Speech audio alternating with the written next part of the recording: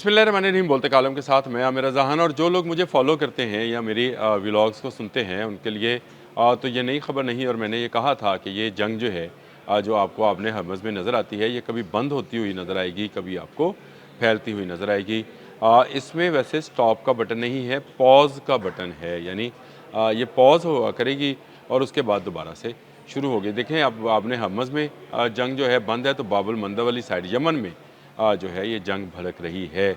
और अब हौज़ियों ने यमनी फ़ौज के 31 लोगों को जो है वो शहीद किया है, यानी उन पर हमला किया और उनके 31 लोग अहलकारों को जो है हलाक किया या शहीद किया। वो इतलात जो हैं वो आ गई। BBC ने इस पर स्टोरी भी कर दी। पहले आप स्टोरी सुन लें और फिर मैं आपको बताता हूँ कि यमन के हौज़ी क्या चाहते हैं और इनके साथ आने वाले दिनों में क्या हो सकता है।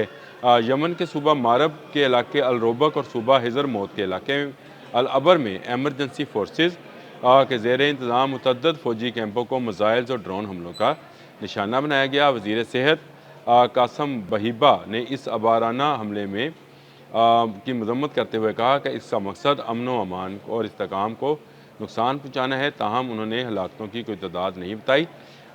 यमन के शुमाल मगरबी हिस्से के बड़े इलाके पर काबज़ हौज़ियों के तर्जुमान का कहना है कि इन हमलों का मकसद हौज़ियों के ख़िलाफ़ बनने वाले इतिहाद का जवाब देना है। और उनके ख्याल से ये एक ऐसा इतिहाद है जिसमें यमन और सऊदी अरब की अफवाज मिलकर जो हैं हौज़ियों का मुकाबला करेंगी। हौज़ी जो हैं इससे पहले बाबुल मंदब में बहुत मरतबा सऊदी अरब के और दूसरे मुल्कों के तजारती जहाज़ों को जो हैं वो निशाना बना चुके हैं। अब उन्होंने बड़े हमलों का आगाज़ कर दिया है। न सिर्फ ये कि उन्होंने यमन में ये हमला किया है, लेकिन आपसे कुछ देर पहले जब मैं आपसे बात कर रहा था उसी दौरान ये ख़बर एक और सामने आई कि उन्होंने हौज़ी चाहते क्या हैं। देखें, हौज़ी कुछ चाहें या ना चाहें, असल मामला ये है कि आपने हरमज़ में आपको बंद होती जंग जो है वो अब आपको बाबुल मंदब में उभरती हुई नज़र आ रही है। यमन के फ़ौजियों पर हमला करना और उनके 31 के करीब फ़ौजियों की शहादत की ख़बर आना, ये इस बात की निशानदेही है कि हौज़ी जो हैं ये बड़े पैमाने पर कार्रवाइयों का आगाज़ कर चुके हैं। पहले इन्होंने यमन के जनूबी सूबे में ये कार्रवाइयाँ की। उसके बाद उन्होंने नजरान के इलाके में भी जो है रॉकेट्स फेंके और उससे शहरियों के ज़ख्मी होने की इतलात हैं। अभी नुकसान की जो है वो तो बड़े नुकसान की इतलात नहीं आई हैं, लेकिन ये एक ऐसी हकीकत है कि यहाँ पर अमन जो है उसको सबोताज करने के लिए हौज़ियों को ये हमले जो हैं वो काम कर रहे हैं।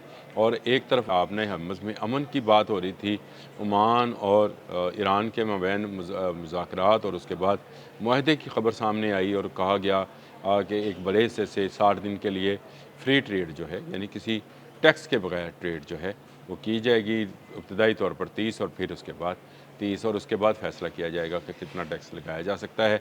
बड़ी अच्छी ख़बर थी। अमेरिका भी इस पर खुश था और अमेरिकन सदर ने भी ये कहा कि वो ईरान के साथ मुज़ाकरात करना चाहते हैं, वहाँ के लोगों को हमला करके हलाक नहीं करना चाहते। हमें भी ज़रा सुकून हो रहा था। पेट्रोल की कीमतें आज भी वैसे 3 रुपये 19 पैसे कम हुई हैं, ये जो हैं वो कम होंगी तो हमें इसका फ़ायदा जो है बहैसियत फ़र्द एक मुल्क के पाकिस्तान के फ़र्द होने की हैसियत से होगा। और हम भी चाहते हैं कि यमन हो, लेकिन हौज़ीज़ ये नहीं चाह रहे हैं। उन्होंने एक और जंग छेड़ रखी है, किसी गैर मुस्लिम मुल्क के ख़िलाफ़ नहीं, उसने अपने ही मुल्क के ख़िलाफ़ जो है, यानी अपने ही मुल्क के ख़िलाफ़ बगावत का अलम बुलंद कर रखा है। जिस दिन वो चाहेंगे, क्योंकि ये एक बड़ी खित्ते की फ़ौजी क़ुव्वत है, इससे कोई इनकार नहीं है। इस वक्त अगर किसी के पास सबसे ज़्यादा फ़ौज है, वैसे तो मुल्क भी सबसे बड़ा है, 5.5 करोड़ के करीब आबादी है सऊदी अरब की। इतना बड़ा मुल्क आपको GCC में या गल्फ़ में कहीं नज़र नहीं आएगा। सऊदी अरब एक मुआशी जो है बड़ी क़ुव्वत है, फिर एक फ़ौजी अस्करी क़ुव्वत है। अमेरिका के साथ उसका मुआहदा है, पाकिस्तान के साथ भी दफ़ाई मुआहदा है। और आज वहाँ पे तुर्की के सदर जो हैं तैयब अर्दवान वो भी पहुँच रहे हैं। तो ये हौज़ीज़ वाला मामला जो है ये अगर सऊदी अरब चाहे तो 2 मिनट में सेटल कर सकता है, लेकिन सऊदीज़ जो प्रिंस हैं मोहम्मद बिन सलमान, वो मुसलमानों के हाथों कत्ल जो है उसको वो बुरा समझते हैं। इसलिए उन्होंने ईरान के ख़िलाफ़ भी अमेरिका से कहा था कि हमले ना करो। अगर आपको याद है तो पिछले दिनों जब बहुत बड़ा हमला करने का दावा किया था डोनाल्ड ट्रंप ने, तो उनको मोहम्मद बिन सलमान ने ही टेलीफ़ोन करके ऐसा करने से मना फरमाया था। तो एक ऐसी शख्सियत जो पूरी मुस्लिम दुनिया को साथ लेकर चलना चाहती है, अगर उसके शहरों पर हमला किया जाएगा, उसकी बंदरगाहों पर, उसके तेल के जहाज़ों पर, तो वो कब तक उसको सब्र के साथ बर्दाश्त करेगा। लेकिन हौज़ीज़ तो अब अपने ही मुल्क पे अपने ही फ़ौजियों के ख़िलाफ़ जो है वो जंग का आगाज़ कर चुके हैं।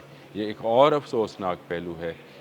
ये हौज़ीज़ जो हैं, इससे पहले इज़राइल के ख़िलाफ़ अगर हमलावर होते थे तो हम भी इनको सपोर्ट करते थे, लेकिन एक मुसलमान का दूसरे मुसलमान पर हमलावर होना किसी तौर भी जायज़ इक़दाम करार नहीं दिया जा सकता है। और मैंने आपसे कहा था, अगर आपको दुहिमा वाली मेरी वो बात याद है जिसमें मैंने हदीस मुबारक बयान की थी कि धुआँ छटता हुआ नज़र आएगा और फिर दोबारा भड़क उठेगा, तो शायद हौज़ियों ने जो है इसी दबती हुई आग और राख में से चिंगारी ढूंढने के लिए ये इक़दाम किया है। ये बड़ा ख़तरनाक इक़दाम है और इसके बड़े दूरस और ख़तरनाक नताइज जो हैं वो पूरी उम्मत मुसलमा को भुगतना पड़ सकते हैं। पहले ही सारी मुस्लिम दुनिया स्ट्रेस में है, आपने हमस की वजह से, ईरान पर होने वाले हमलों की वजह से, गज़ा की वजह से, फ़लस्तीन, लेबनान, शाम, आप नाम लेते चले जाएँ, इराक़, कुवैत, बहरीन, कहाँ कहाँ स्ट्रेस जो है वो आपको नज़र नहीं आता है। और इसी स्ट्रेस के दौरान अब हौज़ीज़ जो हैं ये यमन पे ही हमलावर हैं, यानी अपने ही मुल्क पर हमलावर हैं। बहुत सारी तनसीबात को पर उन्होंने हमला किया है और अभी 31 लोगों के शहीद होने की खबर भी सामने आई, जो कि यमनी फ़ौज से तल्लुक़ रखते हैं। निजरान पर हमले की खबर सामने आ गई। तो क्या चाहते हैं कि क्या मुस्लिम दुनिया फिर मिलकर हौज़ीज़ का मुकाबला करें और इनको सबक सिखाएँ? मेरा ख़्याल है कि अगर अमन की बात ओमान और ईरान के मबैन हो सकती है, तो हौज़ीज़ और यमन के मबैन भी अमन की बात हो सकती है। जंग किसी मसले का हल नहीं हुआ करती। जंग बज़ाते ख़ुद एक बड़ा मसला होता है। हौज़ीज़ को ये समझना चाहिए और जंग जब होती है तो फिर उसमें किसी का कुछ नहीं बचता।